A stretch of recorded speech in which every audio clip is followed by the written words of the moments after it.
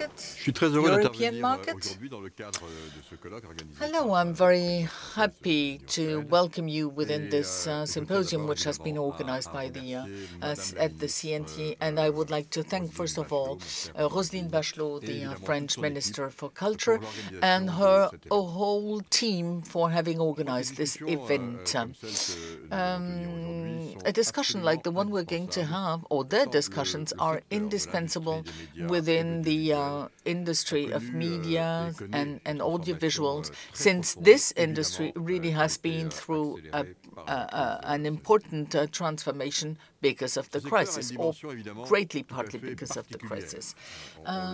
This event is, of course, or what has happened is a little bit special because of the cultural dimension that goes along with it. It is indispensable. Culture is indispensable for us to live, to survive, to unfold our personality, and the different confinements and lockdowns and restrictions that we have been through have, of course, underlined the vital importance of culture, this thirst and hunger that we have for culture to enlarge our horizon that we get through culture and which was limited. But also a democratic dimension is part of that, to understand, to confront point of view. This is why this discussion is taking place and is so important.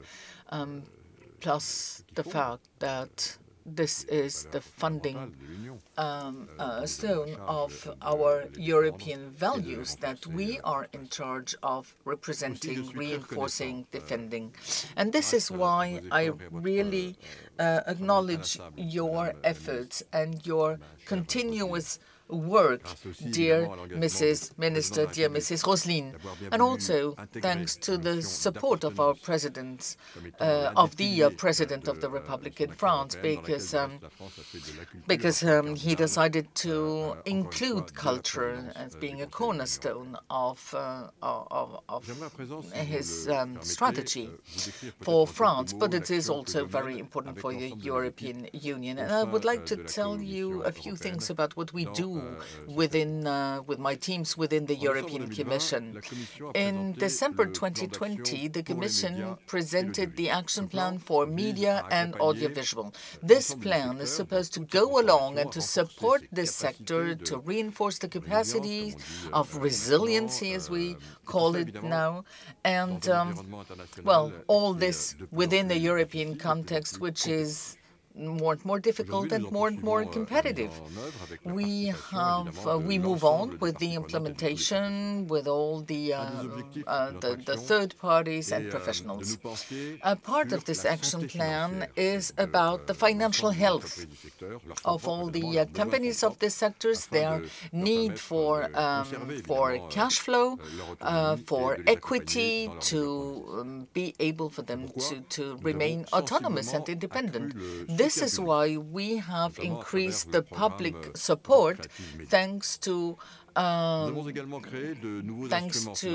the Creative Media Plan. We have also imagined different possibilities for the companies to get a hand on or to reinforce and increase their own equity and cash flow. And to do that, we need a fair trade within the European market. So we have looked at the way the member states do implement the directive on the audiovisual and media services, and you can rely on me to have a look at that. And now for those countries who are a little bit late, who would like to take some freedom or move away from our rules, well, I must say, honestly, we will not hesitate to act to be able to guarantee a stable framework for these European companies to do their business as they are supposed to do. The same for copyrights, because I really care about the preservation of copyrights, intellectual property, because this is what the economic value of this sector, the cultural sector, is about. So global actors, non-European global actors have taken an important part in the financing of the production of audiovisual works. I observe that those actors try to integrate within our European ground and need to respect the rules, the European rules. The definition of what a European piece of art or work is particularly important. Plus the Brexit.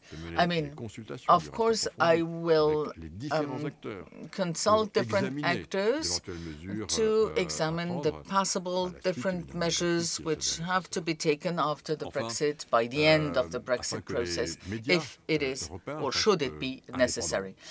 To guarantee the independence and innovation of European media without anyone looking within what they are doing, we have decided to work on the Media Freedom Act, which is a regulation draft on the media freedom. The consultation has opened up for that, as you probably know.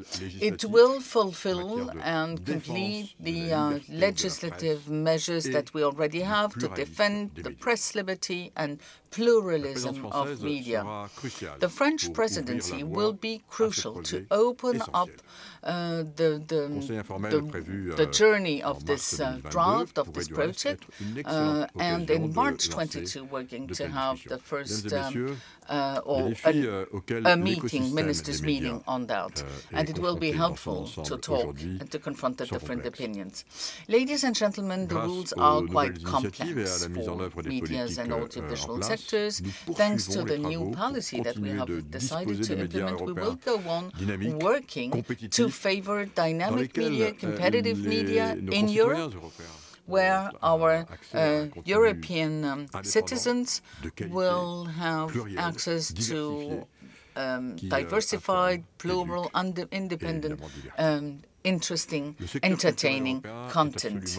The European cultural sector is vital, is major for our European countries, and I am particularly happy to see that the French presidency has opened up new possibilities to reinforce it all together. Thank you very much.